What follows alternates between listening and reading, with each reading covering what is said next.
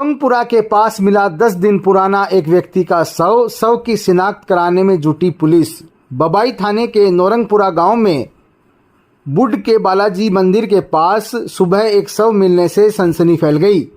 घटना की सूचना पर मौके पर पहुंची पुलिस ने घटनास्थल का मौका मुआयना कर शव को राजकीय अस्पताल की मोर्चरी में रखवाया है तथा मृतक की शिनाख्त के प्रयास किए जा रहे हैं। डीएसपी हजारीलाल खटाना ने बताया कि नौरंगपुरा के बुड वाले बालाजी मंदिर के पास बने तिबारे में ग्रामीणों ने एक शव पड़े होने की सूचना दी थी, जिस पर बबाई पुलिस मौके पर पहुंची। पुलिस ने घटनास्थल का मौका मुआयना करने पर वहां पर एक शव मिला जो करीब 10 दिन पुराना बताया जा रहा है। शव पूरी तरीके से क्षत विक्षत हो चुका है। शव की शिनाख्ती के लिए आसपास के गांवों में सूचना भिजवाई गई है। वहीं आसपास के लोगों को शव को दिखलाया गया है। पुलिस की ओर से शव की शिनाख्त करवाने को लेकर मृतक की फोटो को पहचान के लिए सोशल मीडिया पर भी डाला गया है। इलाके के अंतर्गत नौरंगपुरा गांव में बूढ़ का बालाजी मंदिर है, उसके पास में रोड के साइड में एक तिबारा है। उस तिबारे के अंदर करीब 10 दिन पुरानी डेड बॉडी मिली है, जिसमें पूरी तरह से सड़ गल चुकी है। उसमें से फ्लूइड निकल रहा है, बॉडी डिकम्पोज हो चुकी है। वो ऐसी स्थिति में नहीं है कि उसको उठा के मोर्चरी में रख के पोस्टमार्टम कराया जा सके, इसलिए डेड बॉडी वहीं मौके पर ही है। आज बोर्ड के द्वारा उसका पोस्टमार्टम करवाया जाएगा। आसपास के कई गांव के लोगों को भी दिखवाया गया, बॉडी की पहचान हुई नहीं है। कंट्रोल रूम के थ्रू भी सभी जगह आसपास के जिलों में बाकी जगह भी उसकी जो फोटो ली थी वो डाली गई है। बुजुर्ग दंपति के डबल मर्डर केस का मामला पकड़ने लगा है तूल। हत्या के करीब 10 दिन बीत जाने के बाद भी मर्डर केस का नहीं हुआ है खुलासा। खेतड़ी नगर के आवासीय क्वार्टर में 10 दिन पहले हुए डबल मर्डर के खुलासे करने की मांग को लेकर ग्रामीणों ने एसडीएम कार्यालय के सामने विरोध प्रदर्शन किया है। भाजपा नेता इंजीनियर धर्मपाल गुर्जर की अगुवाई में एसडीएम को ज्ञापन देकर हत्याकांड के आरोपियों को गिरफ्तार करने की मांग की गई है।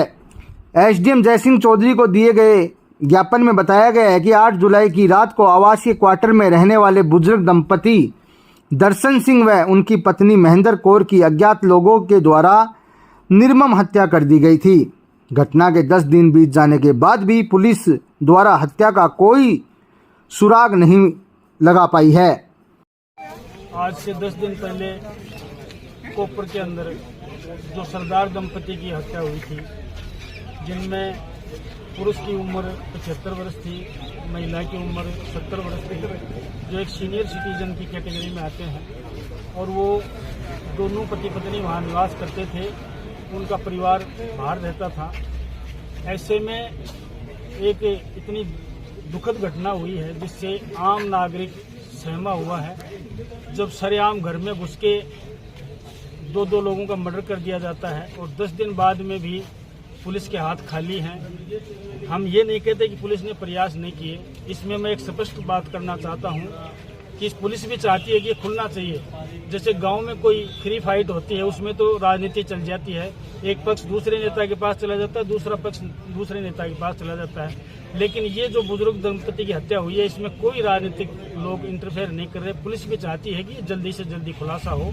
मैं पुलिस प्रशासन से मांग करता हूँ, उपखंड अधिकारी के माध्यम से हमने राज्यपाल महोदय को, हमारे मुख्यमंत्री महोदय को हमने ज्ञापन दिया है। एसपी को इस देश में एक भय का माहौल और एक पीड़ा का माहौल यहाँ पर है और कोपर में मेरा रहना होता है, इसलिए इस पीड़ा को मैं ज़्यादा उजागर कर सकता हूँ। वहाँ पर जब सुबह सुबह ग्राउंड में घूमने जाते हैं तो कई बुजुर्ग वहाँ पर बैठे रहते हैं। वो हमसे सवाल करते हैं कि जैसे एक घर में जो व्यक्ति रहता है वही सुरक्षित नहीं है घर के अंदर ही, तो बाहर आप क्या सुरक्षा करोगे?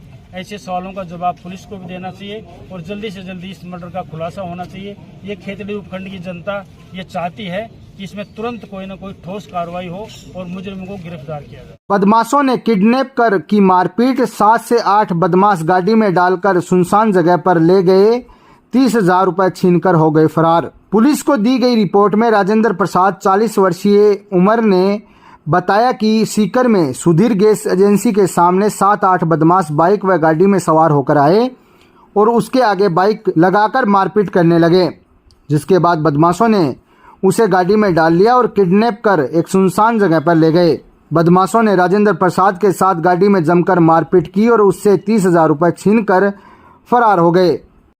खड़ी फसल पर अवैध रूप से पत्थर गड्ढी करने का आरोप, काजड़ा के ग्रामीणों ने किया प्रदर्शन, पूर्व विधायक व प्रशासन पर मिलीभगत का लगाया आरोप।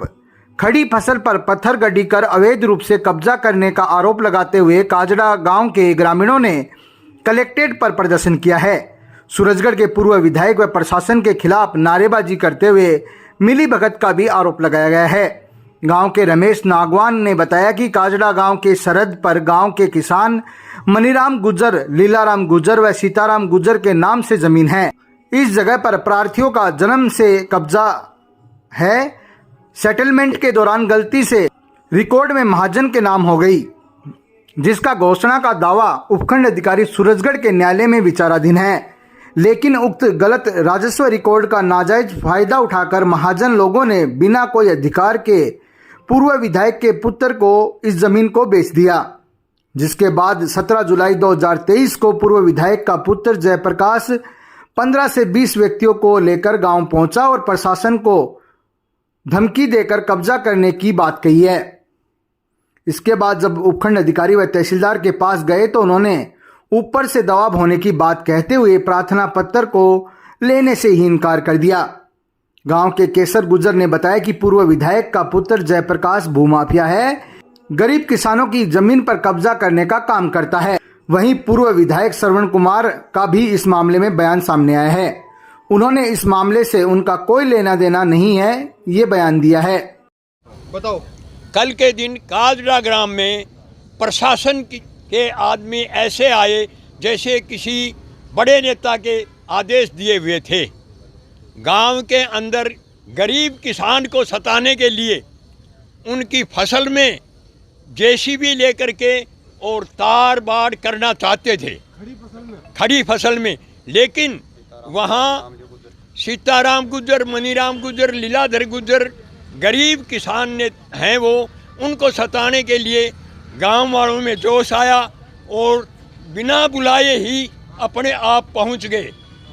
अंदाज 50-60 लेडीज और 250 या 200 आदमी वहां पर हाजिर हुए और ये कहने लगे भी किसकी हिम्मत है जो यहाँ आएगा। जो झुंझुनू आगार को अनुबंध पे मिली 9 नई रोडवेज बसें, 6 और मिलेगी इसी महीने, सफर होगा आसान। लंबे समय के बाद झुंझुनू डिपो को अनुबंध पर 9 नई बसें मिली हैं।